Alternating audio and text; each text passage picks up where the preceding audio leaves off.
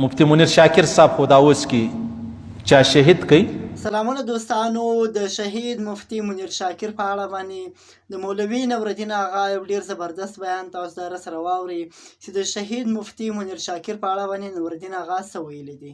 مفتی منیر شاکر صاحب خو دا اوس کې چا شهید کوي. زبردست عالم و، بې باک عالم و، د نیم جهان سره راخستی وه، پر یوازې سر راخستی وه. پښتانه وایي وای میړه مړ که مړاندې مه پټوه. صحیح ده. هغه بله خبره ده، ځان ته خبره ده، زموږ په تر سلو مسلو زیاتو کې اختلاف ورسره درلودی. هغه څه بده خبره نه ده، پریشانۍ خبره نه ده. اختلاف پر خپل ځای دی، خو د احترام په چوکاټ کې وو. نه شکنځا وې، نه رد و، نه بد و، نه بددعاوې وې، نه جنګ و، نه دمکیان، یو شی نه و.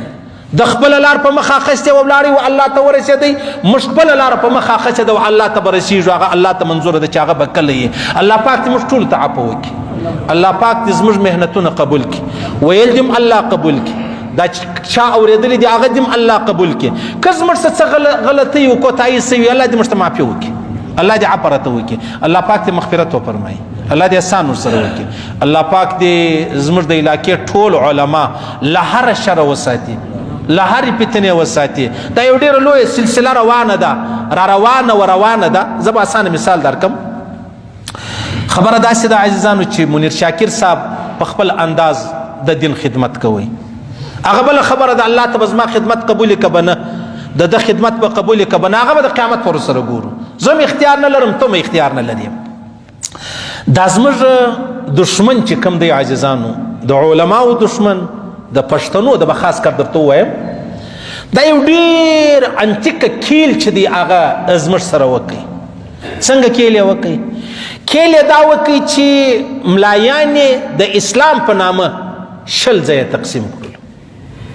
داسې زمینه یې جوړه کړله، یو داسې لار یې جوړه کړله چې علما یې د اسلام په نامه 100 ګوندونه یې جوړ کړلو، او یو د بل په باره کې بیا ښه فکر چې دی هغه نه لرو.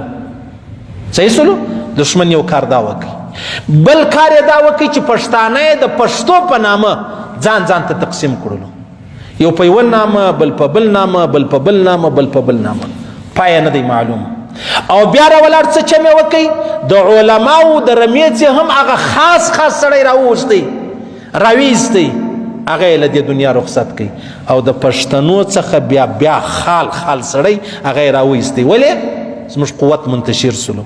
موږ چې یو ځای وو، یا پښتانه یا علما یا ټول مسلمانان به راواخلو، نو چې یو ځای ولو بیا یو لار وړل کېدله چې موږ په خپلو کې سره تقسیم سو، زه ځان ته بل و ځان ته، بیا زه هم یوازې سوم بل هم یوازې سو، و ما ته هم مشکلات جوړ سو، و تا ته مشکلات جوړ سلو. دشمن زموږ سره یو ډېره لویه زوروره لوبه چې ده هغه وکړله. بیا بله خبره دا ده عزیزانو چې دا اوس پوسټونه ډېر چلیږي چې ملایان ته د تحفظ ورکول شي. داسې خلک د ځانه که د یو چا نیت صحیح پر هغه خو موږ شک نسو کولی، کوو یو هم نه، نو ځان ته خبرې دي. که نه موږ له حکومته تحفظ نه غواړو. ولې نه غواړو؟ په دې وجه نه غواړو چې حکومت په خپله غیر محفوظه دی. دی د خپل ځان په خپله خلاص کړي. موږ مشوره وه، یو ځای موږ تللي وو جلسه وه، نو هغه ملا بیخي ډېر بیان وکول، یو حافظ به 200 دوزخیان را خلاصي د دوزخ څخه. بیا زما بیان رالی، مال ته دی وکړئ حافظانو، خالق خپل ځانونه خلاص کړي، دوزخیان موږ ته رایله کوي. دلته موږ حکومت ته وایي ته خالق خپل ځان خلاص کړه. موږ مشوره وه. او بیا بله خبره دا ده عزیزانو چې موږ ملایان، هر مسلمان، خالي ملایان نه وایم، دا خو نن اوله نه ده چې دا پیښه راغلې ده. هغه مفتی نظام الدین شامزي صاحب سره راواخله، بلکې د مولانا یوسف دیانوي شهید سره راواخله.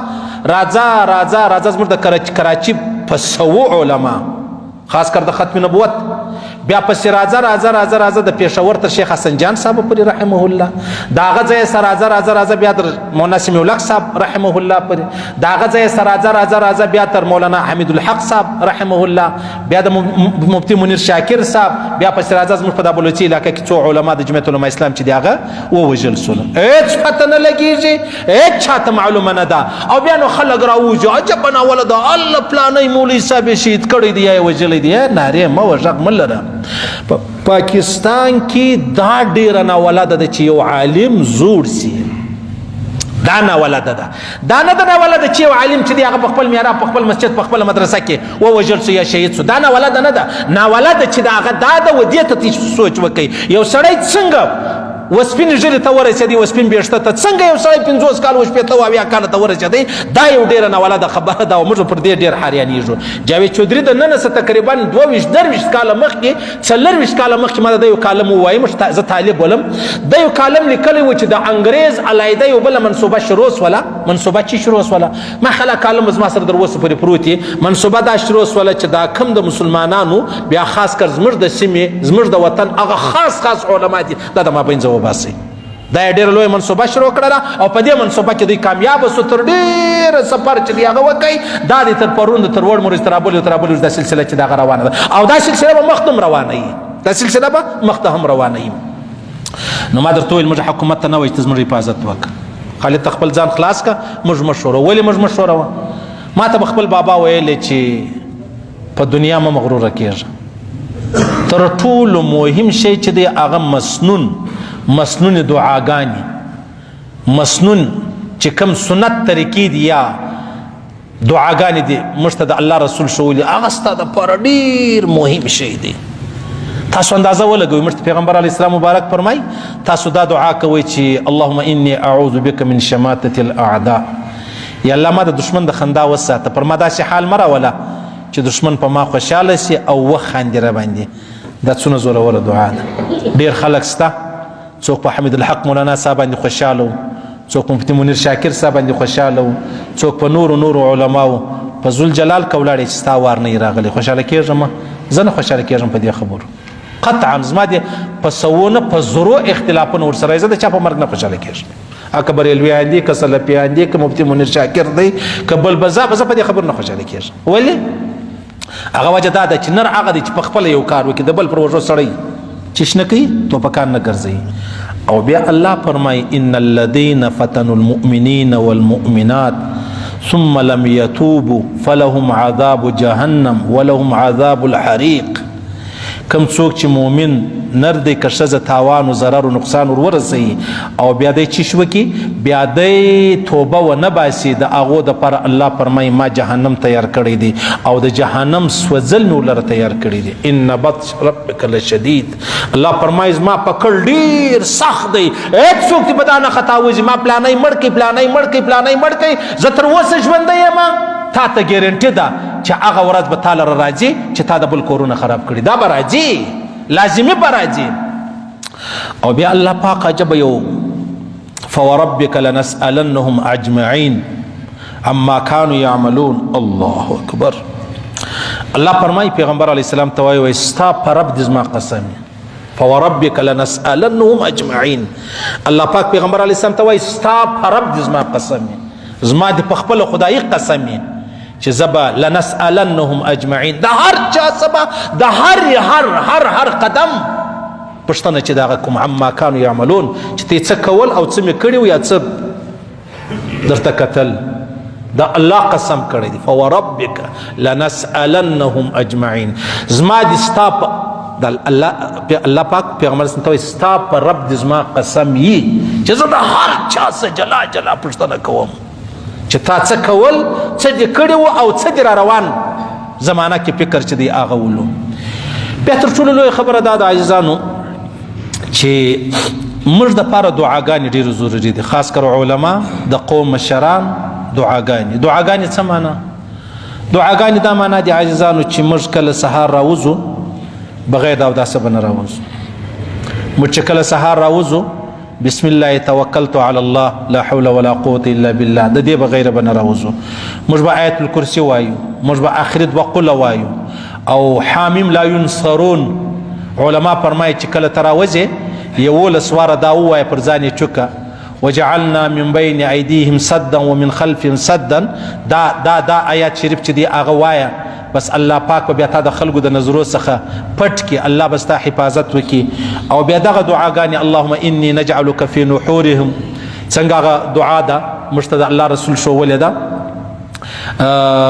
هغه دعاګانې چې دي هغه به وایو لازمي به وایو خامخا به وایو نور خو لکه زموږ تېر سوی ژوند موږ په خپله نه دی بچاو کړی الله را بچاو کړی دی د را روان ژوند په باره کې هم زموږ دغه یقین دی، دا زموږ ایمان دی. حضرت علي کرم الله وجهه چا مطلب حفاظت کوي ورته ولاړ ول د چی څه حفاظت کوي د اسمان که د مځکې، هغه ولیا د مځکې څوک تا تاوان در ونه رسوي ول د اسمان بیا زه چا بچاو کړی، د اسمان دا پتو زه چا بچاو کړی. زموږ هم دغه عقیده ده. ها اسباب ځان ته خپله خبره ده، اسباب ضروري دي لازمي دي کوو به، خو تر ټولو مهمه خبره چې د هغه مسنون دعاګانې دي. الله پاک دې د تمام علماو شهادتونه قبول کړي، الله پاک دې دغه پاته علما ژوندي ولري، الله دې د دین او د اسلام خدمتونه ور نصیب کړي. چې کم څوک ظالمان دي الله پاک دې په خپله څاپېړه ووهي، الله پاک دې دوی د دغه ستورو سره مخامخ کړي لکه چې مسلمانان یې مخامخ کړي دي. الله دې زموږ پر وطن باندې ورحمیږي، الله دې پر مسلمانانو ورحمیږي، الله دې پر پښتنو ورحمیږي، الله دې پر علما او دیندارو خلکو ورحمیږي. چې هر څوک د دې منصوبې جوړي الله پاک دې په دې منصوبو کې ناکامه کړي، او چې کم څوک په دې منصوبو کې بیا د دې دنیا څخه تللي دي، خاص کر علما یا زموږ پښتانه یا نور مسلمانان، واغو ته دې الله جنتونه ورکړي. الله دې ویل اورېدل قبول منظور وګرځي، الله دې خپل احکامات د جناب نبی کریم مبارک صلی الله علیه وسلم طریقې را نصیب کړي. پر دې تورې دې الله پاک موږ ته مرګ را نصیب کړي چې موږ مرو دا ووایي لا اله الا الله محمد رسول الله. دوستانو د نوردین آغا دغه زبردست بیان د شهید مفتی منیر شاکر په اړه باندې ډېرې ښې خبرې کړي، ډېر زبردست خبرې وکړي. د نورو تازه او مهمو معلوماتو لپاره له موږ سره اوسئ، زموږ چینل سبسکرایب کړئ. تر بلې ویډیو الله حافظ.